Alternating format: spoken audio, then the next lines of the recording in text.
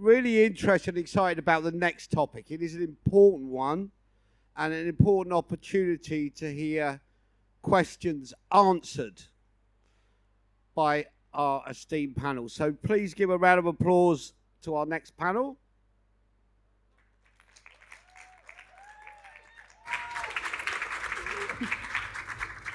And the topic for discussion and Q&A is how to manage neurodiverse employees. So over to you. Okay, Thank you is this very much. on? Yeah, perfect. Hello, thank you for coming. It's the end of the day, so we know everyone's tired, hot, and pretty much leaving, so thank you for coming to join us. Before we kick off the Q&A, I'm just going to introduce us and tell you a bit about Space Hertfordshire as a charity. So I'm Layla, I work in the market and fundraising team at Space, and I'm not just someone in the marketing team, I'm a parent carer, just like the most of our team at Space. We have children that are autistic, have ADHD, dyslexia, and other neurodiverse conditions. So it's really personal to us, and I'm guessing if you're in the audience today, it's personal to you because everyone else has gone home. So yeah, we support over 10,000 families at the moment of families that have children with neurodiverse conditions. We do a whole range of things from family support. We have our own community hub that we run 3 times a week where people can access like sensory equipment and take it home with them. We have training and workshop. We do a whole wide load of things that cover absolutely everything. For those who have gone through a diagnosis process or have children with needs, it's a fight every day. It's a battle. It's not easy to get the diagnosis, and then it's not easy to get the help in schools. So we're there at every step of the journey for our families and our children. And then the topic of today is supporting neurodivergent employees. So something that we do at Space, even though the core work of our charity is to spend time with our families and the children, our children are going to grow up one day. They're going to step into a workplace and they're going to need to thrive. We're going to make sure they're going to thrive. So we go out, we go into organisations, we deliver neurodiversity in the workplace training. And for us, it's kind of a bit of a funding stream for us as well. The money that we get from going into those organisations goes back into the core work of the charity. So as I said, it's personal, it's for the children. And we're in kind of a generation where no one was pretty much diagnosed when we was younger. It was overlooked. There's a lot of misconceptions about how neurodiversity looks in people, especially girls versus boys. So again, we're going into workplaces and we're kind of myth-busting those kind of misconceptions. So we're sat here today with Christopher Russell, Chris. I don't know why I said that, I read it off there. I called you Christopher for the first time ever. He's our family support manager and our training lead at Space. So he's our guy for everything training, covers anything from professional training, parents and carers, and again, professionals in education settings.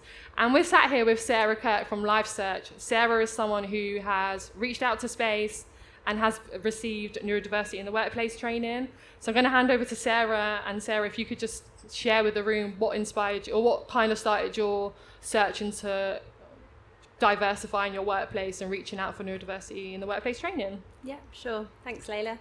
So, mine's a personal story as well. So, my son, Ethan, was diagnosed as autistic when he was 8 years old. And I just really wanted to understand more about autism. So I did a course called Understanding Autism, which really helped me to kind of parent Ethan in the way that I knew was best for him. But during that course, I learned a lot, and it just got me thinking that I just really need to share that with other people, and I just really want to get the word out there. And I actually, when Ethan grows up, I want him to walk into a workplace that is inclusive and that accepts him for who he is. So I started a bit of a campaign with LifeSearch. So LifeSearch are a life insurance brokers. We sell life insurance, obviously, critical illness, income protection, private medical insurance. And Laura Clark, who's here today from LifeSearch, she kind of does a specific fact find and recommendations for neurodiverse members of Space as well. So I got into a bit of a passion project of mine within LifeSearch to kind of try and really make a difference. So I started really with education, lots of posts about neurodiversity, specifically autism, talked about Ethan, talked about what I was trying to achieve. I set up a parent support network within the company, which I wasn't sure how it would go down, but actually it's gone down really well. It's been going for over a year now, and we meet up every month. We talk about our struggles, we talk about our successes, and it's really great for those parents. And then the other thing I really wanted to do was kind of just train our leaders. And I didn't really feel like I knew enough to do that. So I, thanks to Laura, I reached out to Space, and they were able to deliver an excellent neurodiversity in the workplace session, which was run by Chris. So that was for all our leaders, all our coaches, and all of our HR staff as well, to really help them when it comes to supporting our colleagues in the workplace. Perfect. Thank you, Sarah, and thank you for the snapshot into why you kind of started your journey. I'm going to go, this is actually our last question of the day, but I thought I'd ask first because I think it's important, and just in case we run out of time. What advice would you give to your past self or another employer starting out on this journey? Yeah, good question. I think be brave and fight for what you believe in. For me, I was nervous when I thought of going out to LifeSearch and trying to increase the understanding of neurodiversity, because I wasn't sure how it would land. But actually, a company's been incredibly supportive. Like, that's right from the people that have joined the support group. And actually, I think for parents, particularly of neurodiverse children, there isn't a lot of support out there. You know, you get the diagnosis and then it's like, well, off you go, you know, get on with it. So actually having somewhere in the workplace where you can go and you can chat to people is really important. But also, I think just having that understanding within the business as well, and from senior leadership as well, that really care about having an inclusive workplace. And know the merits of having an inclusive workplace as well and what that can bring. Thank you. And I think that highlights the importance of starting a conversation, really. Yeah. Kick off the conversation. It might not land well straight away. Keep having those conversations. Keep talking about what you're passionate about, what's kind of personal to you.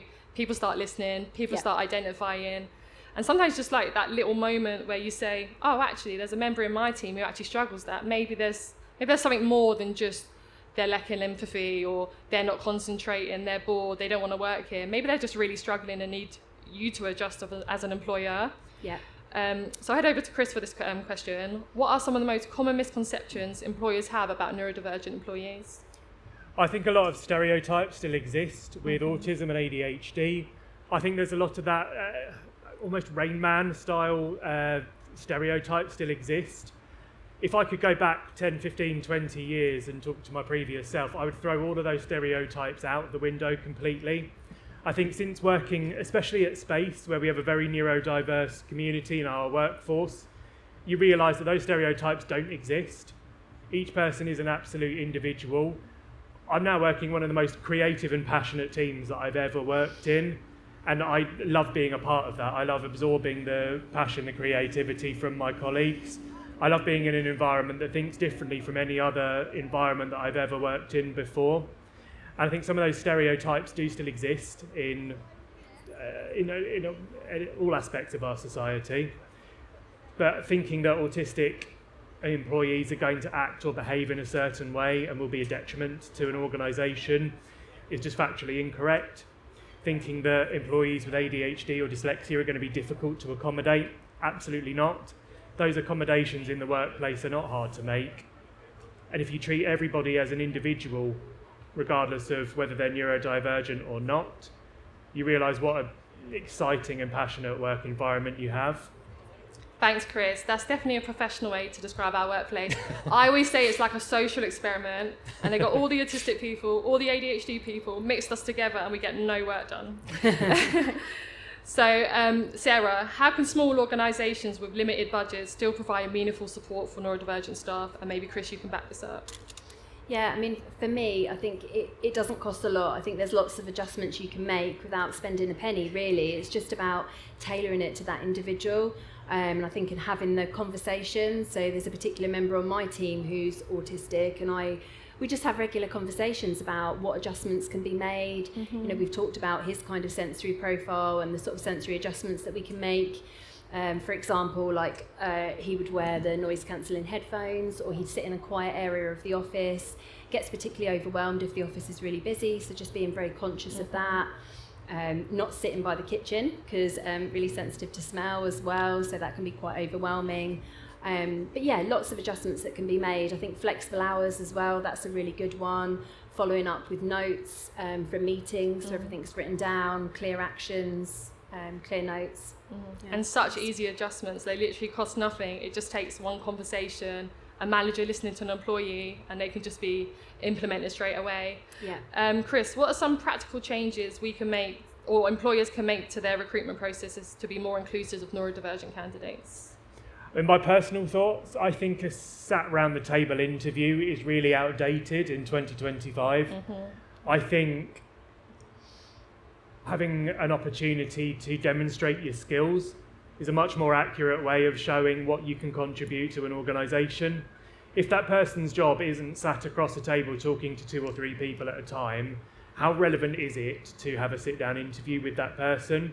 If you're interviewing for a public speaker, their interview should be a public speaking opportunity. If their job is in marketing, they should have the opportunity to do a marketing task. I think if the application and the recruitment process is tailored to the job at hand, you're much more better able to see that person's skills. Because there are many neurodivergent people who aren't going to excel at a limited one-on-one, unexpected conversation, especially where those interview questions aren't shared beforehand. So having either a structured conversation where the applicant knows what they're going to talk about, or having the opportunity to actually show what they can contribute rather than a back and forth conversation, is a much more progressive way to open up new talent to your recruitment process. And everything Chris has just said, it just makes sense. It's almost like, why are we not doing that for everybody anyway? Why are a creative person sitting in front of a panel talking about what they can do instead of showing what they can do? People feel so much more comfortable if they can just display what they do and talk about that themselves. I find this question really interesting, and I think it's very personal to a company how to deal with it and how they should kind of go about it.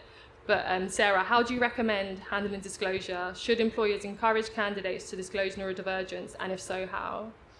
Yeah, so I think just making it, just not making it an issue, and I think treating everybody the same as well. So having that question on your application form, you know, so that people feel open to disclose any neurodiversity, not just labeling it as a disability, because a lot of people that neurodiverse, they don't see themselves as having a disability. So making sure that you have that question on every form, making sure as Chris said, you know, your application forms can be delivered not just in the written form, and that they could, you know, call up and speak through their application form if needed.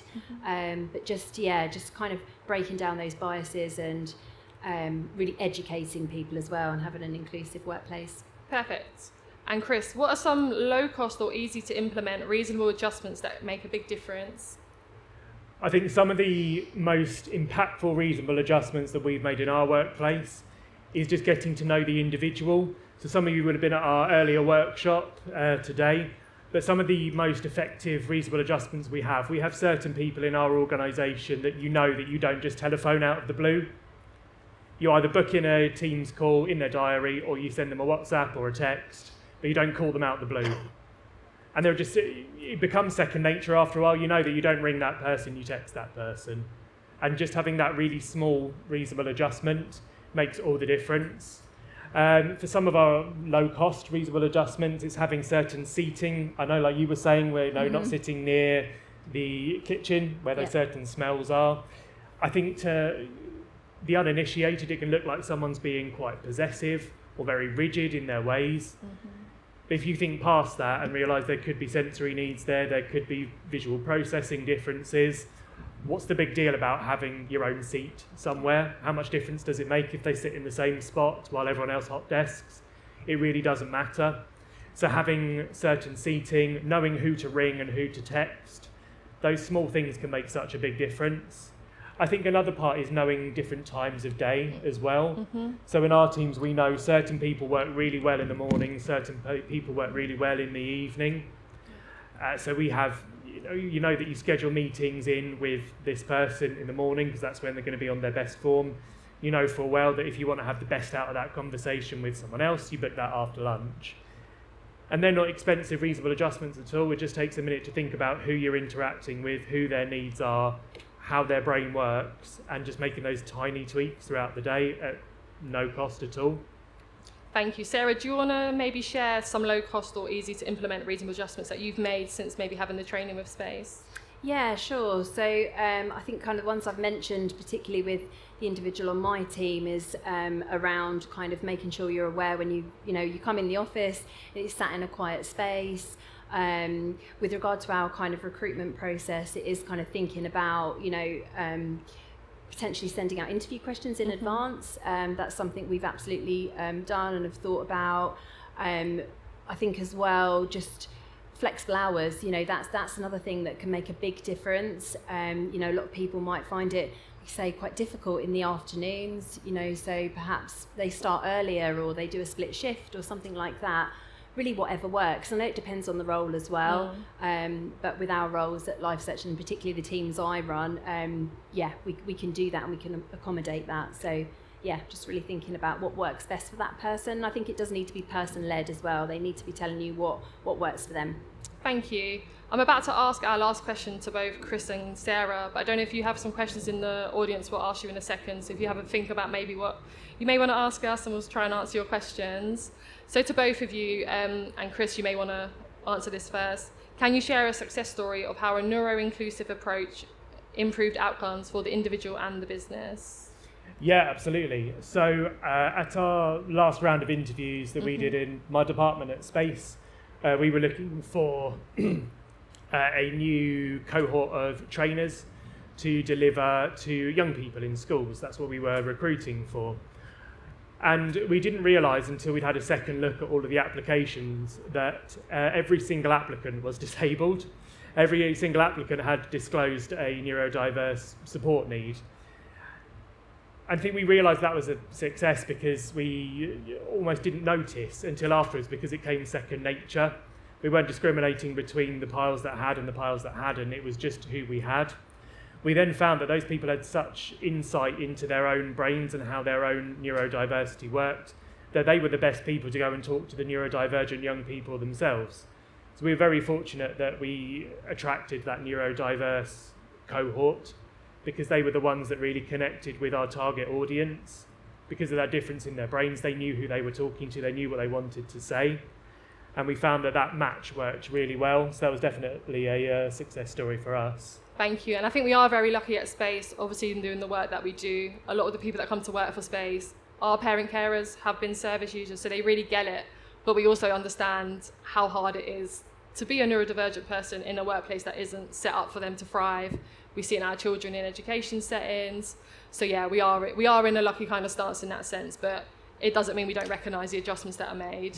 And Sarah, do you want to answer the question as well? Yeah, sure. So there's a member on my team who's autistic. He was actually having quite a lot of time off sick through autistic burnout. He was really struggling. He was doing quite a high volume of quality checks. That's what we do on my team. So it just wasn't really working for him. So I got him involved in an AI project. So just looking at how AI can support us when it comes to listening to conversations and doing quality check-in. And he really thrived. His ability to be able to hyper-focus on certain subjects is incredible. And he's flown with that to the point where he's now our AI technical lead at LifeSearch, and doing a fantastic job, because he's amazing, and he's out of the box. Creative thinking is incredible.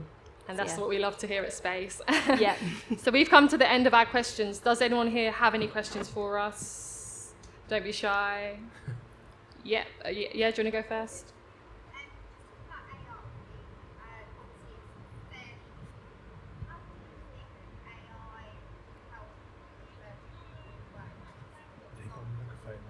Do you want to just grab the mic? I was going to try to remember everything you said, and I was like, it's not happening. Yeah, so... Is it on? What? Hello, yeah. So just with AI, sorry, I just assumed everyone would be able to hear me. Just with AI, how do you think that can help work for neurodivergent people? So Sarah and I briefly spoke about this before, especially for people with ADHD and executive function. What types of things do you think would be good to implement in a workplace for someone like that? Have you come across that before? I think with, we all know, right, our good friend ChatGPT. With ChatGPT, it's so easy now to take a document, to take an email, whatever it is you're working on, and to put it in ChatGPT, and they can break down or bullet point a long piece of work. And I think that really helps people with ADHD, because it removes the the long text. It removes the barrier of kind of, oh, I need to do this piece of work, I need to open this email, I need to reply, or I've got this deadline on Friday, how am I going to get there? You can use things like ChatGPT to pull out the main points, or to separate it for you, pull it in a graph or a Excel spreadsheet, however it is that you work best. And I think it removes quite a lot of barriers. Obviously AI is kind of outside of us, but I don't know if you have any kind of dealings with that, you two. I mean, I'm no expert on AI. I would still communicate through carrier pigeon if it was an option. But I have definitely seen the benefit of AI. I think AI can take a lot of the executive functions and support with those. I know a lot of employees are using AI to pick out key actions from a meeting without having to try and process all of the language all at once. It's saved a lot of processing time and has streamlined, and it's really helped with that burnout that I know that you were alluding to earlier. It can really support with picking out key actions from a meeting. Is it OWL? I think it's called OWL in the corner, that can kind of almost take minutes for you, especially your dyslexic colleagues as well. For your dyslexic colleagues that are focusing so much on what someone has said and turning that audio information into a visual and translating that into speech, that can take up so much brain space that you've actually missed some of the really important bits of the meeting. So AI can definitely help with those sorts of things and getting to what actually needs to be done, rather than that almost translation of cultures between the neurotypicals and the neurodiverse. So I definitely think there's a place for it. Thank you. Thank you. I think there was someone just here. You wanted to ask a question, please? Just behind you. Thanks, guys. I think my question's actually to both of you. So we talked about sensory profiles.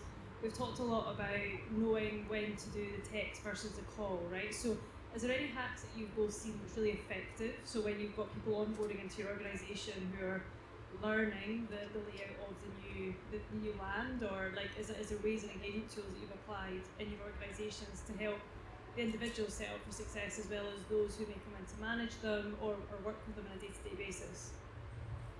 Yeah, I think for me it's really about just that constant communication, and I think, like we talked about earlier, kind of talking to somebody about their sensory profile, I think is so important, because that can make them feel comfortable right from the off, like in the workplace, and kind of removing those barriers. So I think open communication, knowing someone's sort of sensory profile, knowing what adjustments work for them, and I do think that's an ongoing process. I don't think always the individual knows until they've kind of lived it, and then it might be that actually, I think some flexible working would be good for me because this isn't working, or whatever it might be. So yeah, that'd be my thoughts on that. And I'm going to compliment what you're saying as well. I think that conversation about reasonable adjustments and onboarding starts at your job advert. I think that's when that process starts.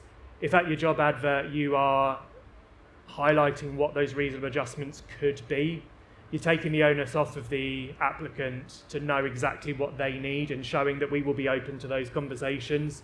So I think building that reputation and building that relationship with your applicant before they've even applied is going to put you in the best space to know exactly what that person needs and have that collaborative approach when the onboarding process starts. Lovely. Thank you. Thank you.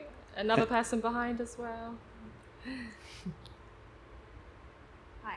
I think it follows on kind of from the latest question before, but I'm thinking about people who, that maybe being employed by the company for maybe 1 couple of years.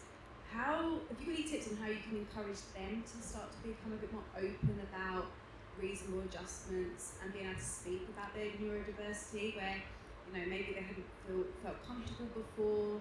Maybe you as a manager have started to wonder whether there's something that you should be doing, but it almost becomes that kind of grey area, taboo that you can't really speak around. So I just love if you've got any tips around how you can create that kind of open environment to talk about this stuff. I think that's a really tricky subject to approach, and I'm sure you're not the only person that's thinking that.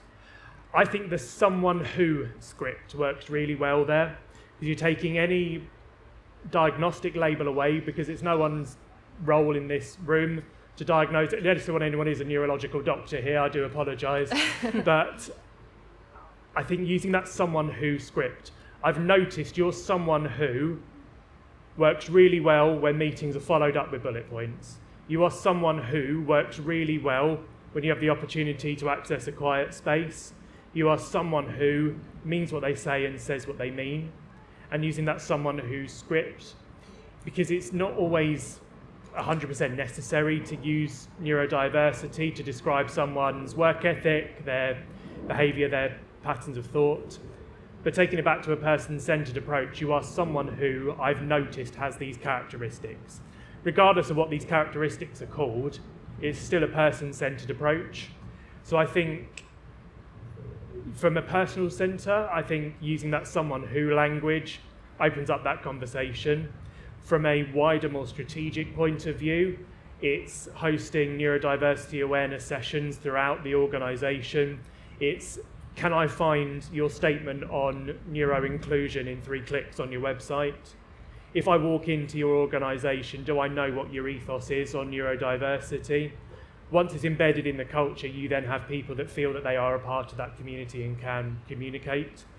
And that culture shift does take time. So in the meantime, that someone who language, I think, can go a really long way on that one-to-one basis.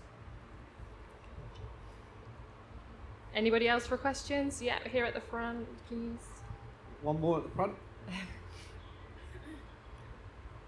Hi, thank you very much. Sorry, just to follow on from the lady's question earlier. So historically, we've been saying to our candidates, let us know if you need any reasonable adjustments, and we're putting the onus on them to inform us of what they need, but you've actually just said to flip it. How would you recommend that we do flip that as a TA team? Because obviously there's a whole host of adjustments that we could potentially make. So what would you suggest we do there? So I would say, I mean, what we do on our job adverts is we advertise the fact that we offer flexible working. We highlight the fact that we highlight the fact that we have different working environments are available. So on our job adverts, we state that flexible working is available. We highlight that your needs will be taken into consideration as well.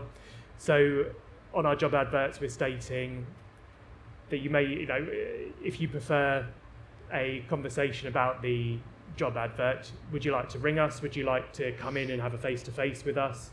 We offer multiple submission options as well. So do you want to submit your job application in writing, online, or do you want to telephone us or come in and talk to us about it?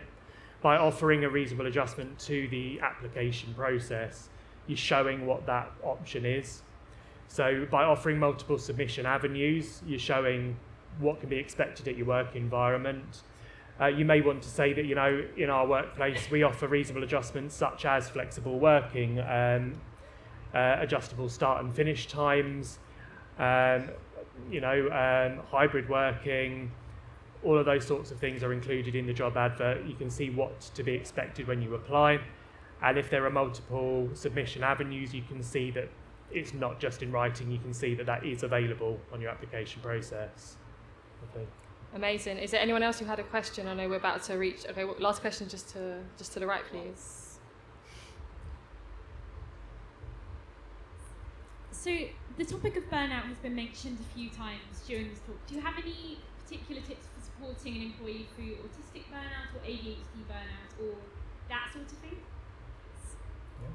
Yeah, I mean, I think from my experience with the individual I've worked with who's suffered burnout is actually just needs time and needs to sleep, and I think just being respectful of that. And I've actually within LifeSearch have got our HR department to agree that that doesn't form part of our absence policy. So I think that's a good adjustment, and he just needs a few days just to recover because he's just got to the point where it's all got too much. So that's what we've done. Brilliant. Thank you. Yeah, that's wonderful. Let's have a round of applause.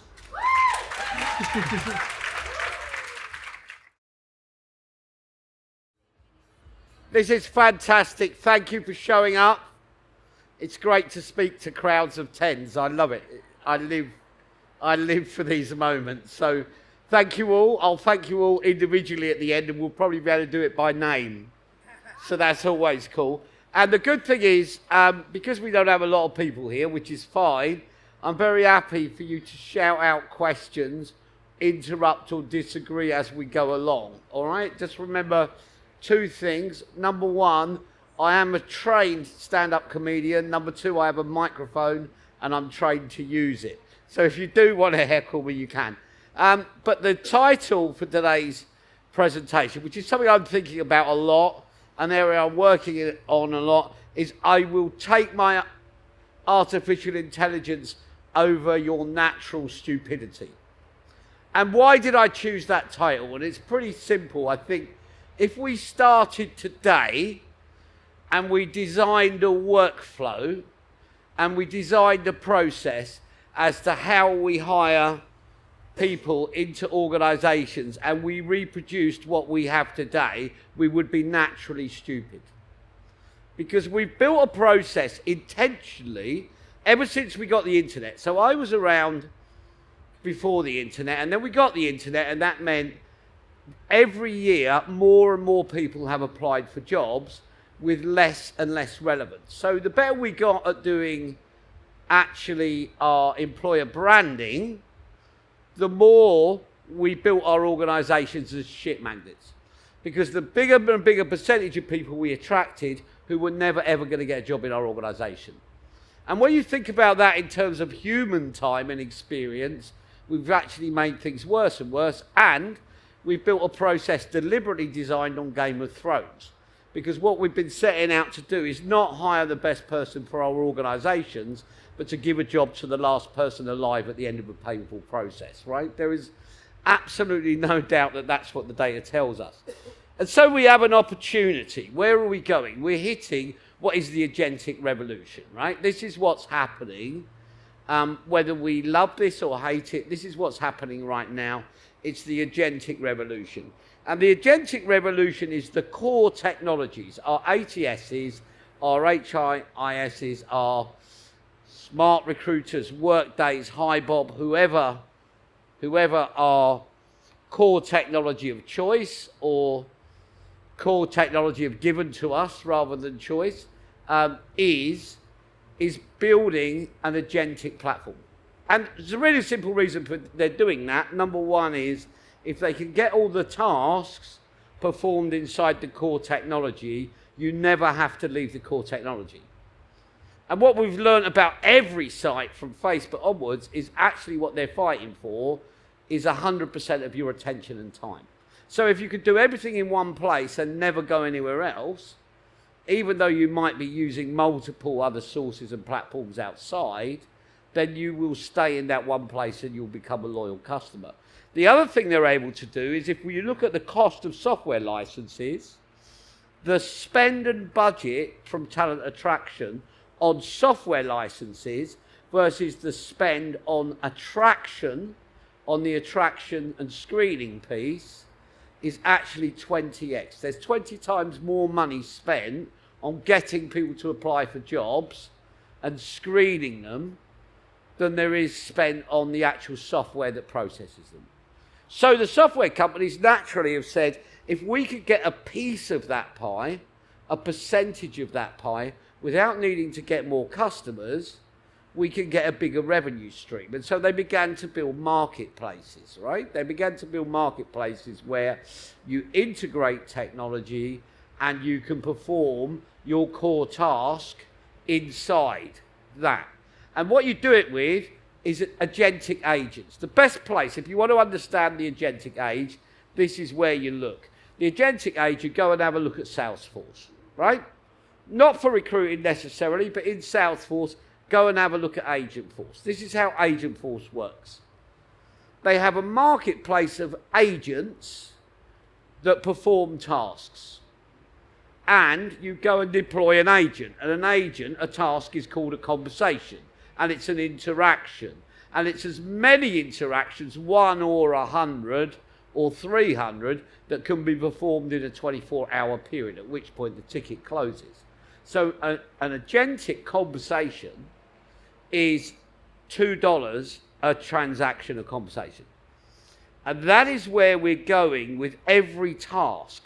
really interesting one on Salesforce, which I think is probably the most interesting thing to track and try and get inside of at the moment, is Adecco, the largest staffing companies in the world, have partnered with Salesforce to launch effectively an agentic agency.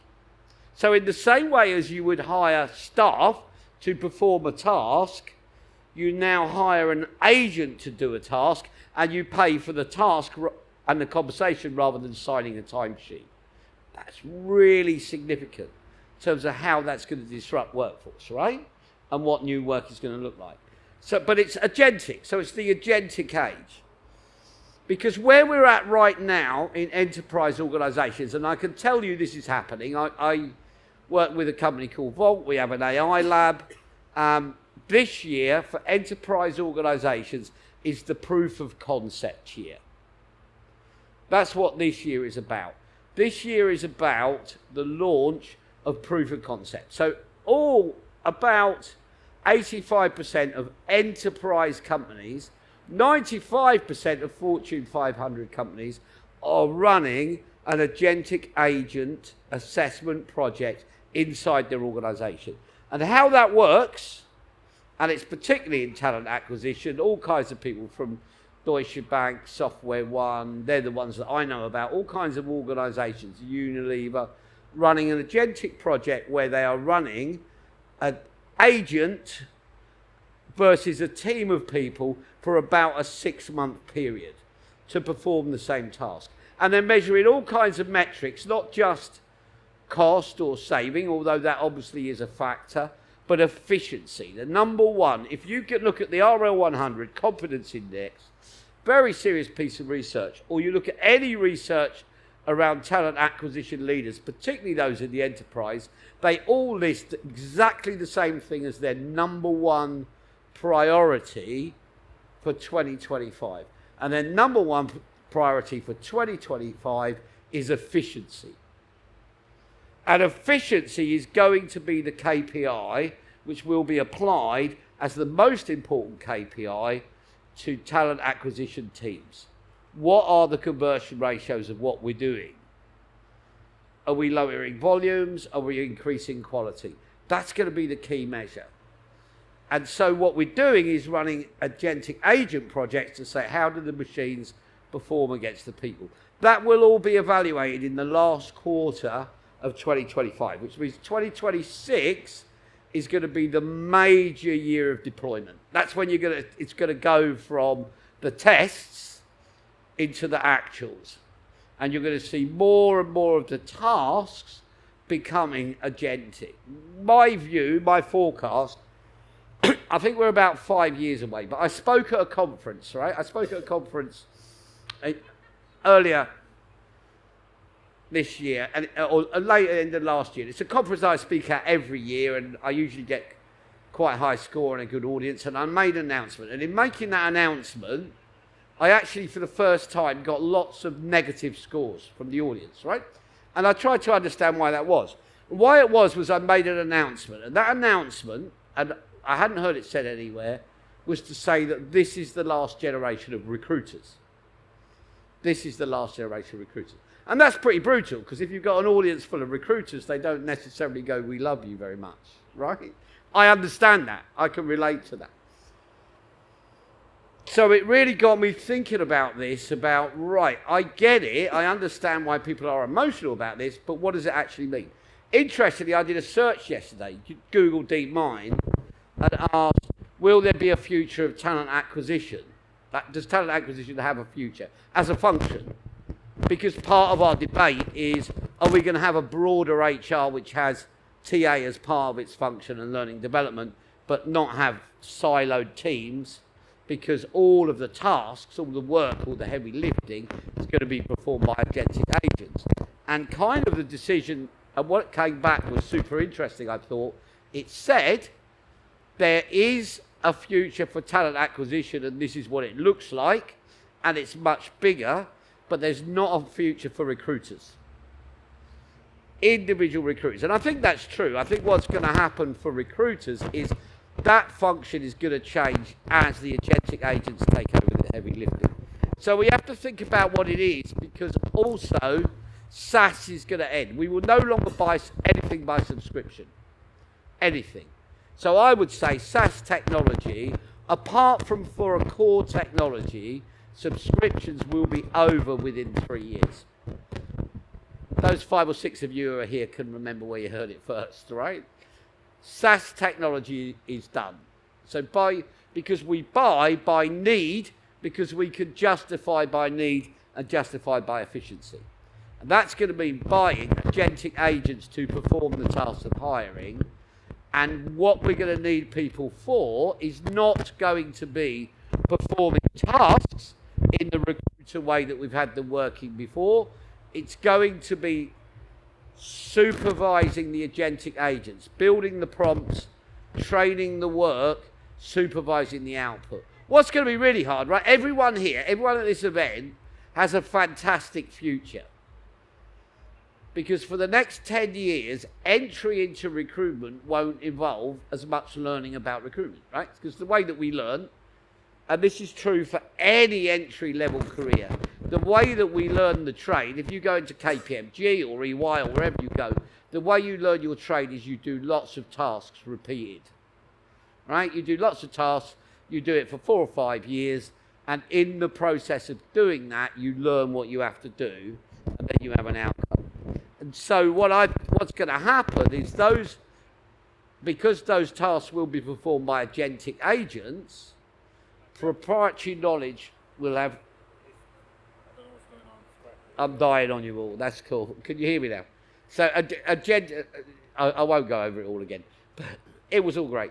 Agentic agents will take up the heavy lifting, and proprietary knowledge will be powerful. So all of you who've been learning your job by doing will be in ascendance for the next decade. It's the next generation where we're going to have to think about how do we train people to do hiring. And I think that's a serious question. Because there will be a new role for the TA professional, which will involve agent selection. Which agent do I use? What do I take from the store? Integration, how do I get all the agents to work in relay so that the data has a straight flow? Decision points in terms of where do we want humans to make decisions in that process, and where do we allow the agents to do that? And supervision to make sure they behave themselves. Because it is one agent to another agent. I'm going to close now, but I'm going to give you one bit of data, which I think is super interesting. This is from a project that I've just been running, a pilot. There was research that went out from a platform, and it actually said, on a survey, 70% of humans, and this was people under the age of 30, 70% of humans under the age of 30, when asked, would they rather be assessed by an AI agent or a human? 70% said, I choose the human. That's what I want. I want the human. When we put in a workflow, that option, so we put 2 buttons on an application screen that said, do you want to apply and be assessed now by an AI agent? And the other button said, do you want to book an appointment for a callback? 98% of the people applying chose to be assessed by an AI agent. Right? Now, and yet when you ask people, and you see plenty of research in this, particularly where it's defending a position, when you ask people, would you rather be assessed by an AI or would you rather be assessed by a human? They go, I'd prefer a human. And that's the discussion we have in transformation. But when you put it in the workflow, overwhelmingly, almost 100%, so many, at 98%, I had to check it about 4 times to say, I can't really believe this many people did, but they really did. And when we dug in and said, why did you choose the AI, and sent some questions out, they went, because I get the answer straight away. Because if I book in with the person, they may or may not ring me back. They may or may not, and I think that's fair of them to say that. They may or may not ring me back, and if they do, it'll be in a week or 2 weeks. If I do it in the AI, you're going to tell me yes or no. Transparent, no black boxes. makes things work. So that's the end of my day. Very, very simple compliance rules for you. No black boxes. Make everything transparent. Be honest with the candidates. Remember human stupidity. Let's reinvent work. Let's reinvent applying for work so it's a pleasure rather than a chore. Thanks, everyone. Thanks for the day. Have a good night.